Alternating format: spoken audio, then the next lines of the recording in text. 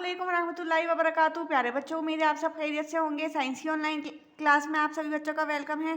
सभी बच्चे अपनी साइंस की बुक्स ओपन कर लीजिए। पेज नंबर 138, चैप्टर नंबर 14 को कंटिन्यू करेंगे। ये है 14.3 वाटर साइकिल। वाटर साइकिल से आज स्टार्ट करेंगे डिसअपियरिंग ट्रिक ऑफ वाटर।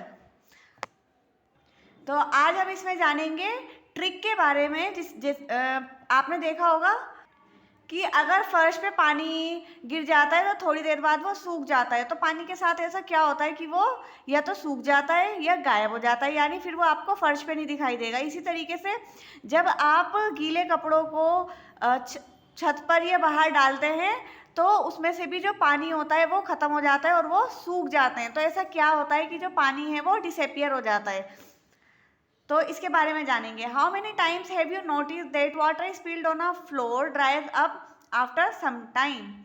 आपने ये चीज़ नोटिस की होगी कई बार कि अगर फर्श पर पानी गिरता है तो थोड़ी देर बाद क्या होता है, गायब हो जाता है। The water seems to disappear.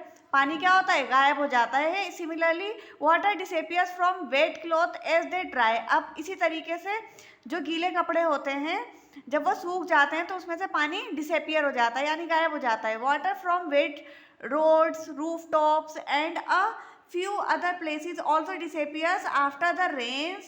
Where does this water go?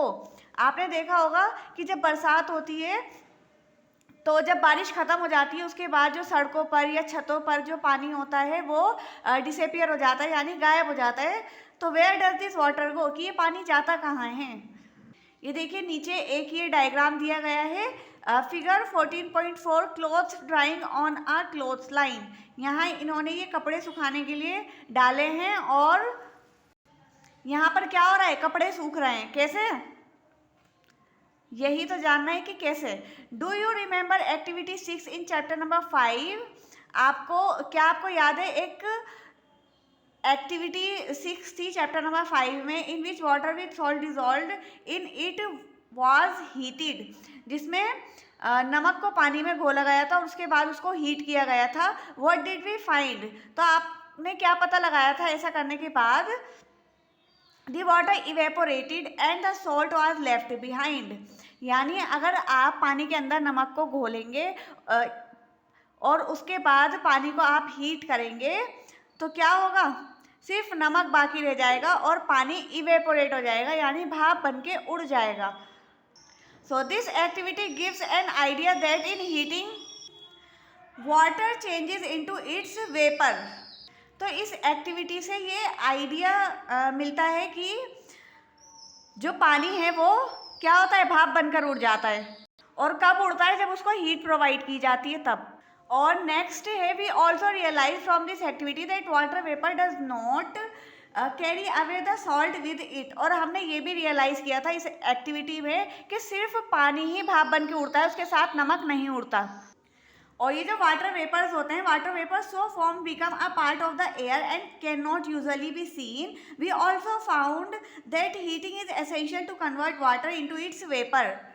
अब जब पानी भाप बन के एटमॉस्फेयर में चला जाएगा तो जिस टाइम वाटर वेपर बन के यानी जिस टाइम पर जो पानी है वो भाप बन के एटमॉस्फेयर में जाता है तो उस टाइम पे जो वाटर होता है वो किसका पार्ट होता है, एयर का ही एक पार्ट होता है। क्योंकि कुछ लोग तो गर्म हवा भी कहते हैं वेपराइजेशन को।